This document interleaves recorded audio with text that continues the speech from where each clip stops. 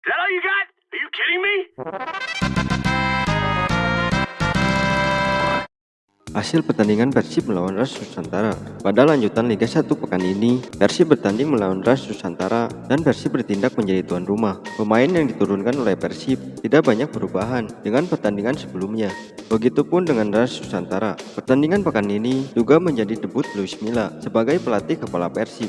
Di awal pertandingan, kedua tim tampak masih bermain aman dan sama sekali tidak ada peluang dari masing-masing tim. Pergerakan bola selalu bergulir di tengah. Menginjak 15 menit pertandingan, barulah Persib mulai berani untuk bermain lebih menyerang dengan cara passing kombinasi antar pemain. Tidak terlalu terburu-buru, namun cukup mematikan dan menghasilkan beberapa peluang, termasuk tusukan Febri Haryadi dari sisi kanan RAS Nusantara yang memberikan umpan ke sisi pertahanan RAS dan berhasil ditendang oleh Henen Hendriana yang melakukan pergerakan ke dalam kotak penalti. Namun sayang, tendangan Henen masih menyamping dari gawang RAS Nusantara. Setelah itu, Persib makin gencar melakukan serangan pada pertahanan RAS Nusantara dan puncaknya pada menit ke-26, Persib berhasil mencetak gol pembuka yang dicetak oleh David da Silva. Hasil dari kerjasama yang cukup apik antara Febri Haryadi, Ciri Alves, kemudian diselesaikan oleh sepakan David da Silva. Meskipun tendangan David da Silva tidak terlalu keras, namun mengarah langsung ke gawang RAS Nusantara yang dijaga oleh Hilmansyah. Setelah gol itu, Persib semakin menguasai pertandingan dan RAS Nusantara hanya menunggu dan bertahan sambil sesekali melakukan serangan balik. Di penghujung babak pertama, Persib berhasil menggandakan keunggulan. Berawal dari serangan dari sisi kanan, Rahmat Irianto berhasil masuk ke dalam kotak penalti RAS Nusantara, namun harus dihentikan oleh pemain belakang RAS Nusantara dan menyebabkan wasit meniup peluit dan memberikan penalti untuk Persib. Ciro Alves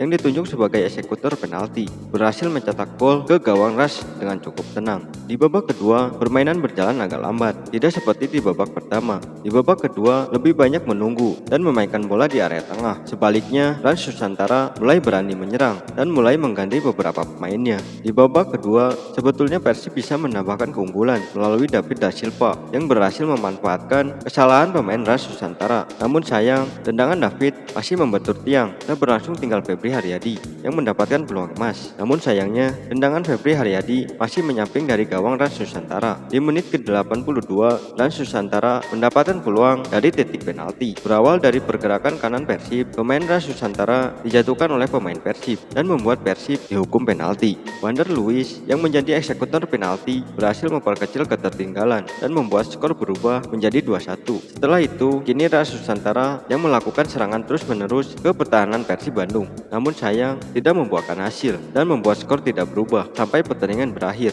Kemenangan kali ini membuat Persib kembali ke jalur kemenangan. Dengan hasil kemenangan ini memutus hasil buruk Persib Bandung yang di dua pertandingan sebelumnya kalah secara beruntun. Secara permainan Persib di bawah asuhan Luis Milla ini mulai berpola dan tidak monoton seperti sebelumnya. Sebaliknya, Rans masih belum bisa menumbuhkan permainan terbaiknya. Dengan hasil pertandingan kali ini membuat Persib Bandung berada di papan tengah klasemen, sementara RAS Nusantara masih bertahan di papan bawah klasemen.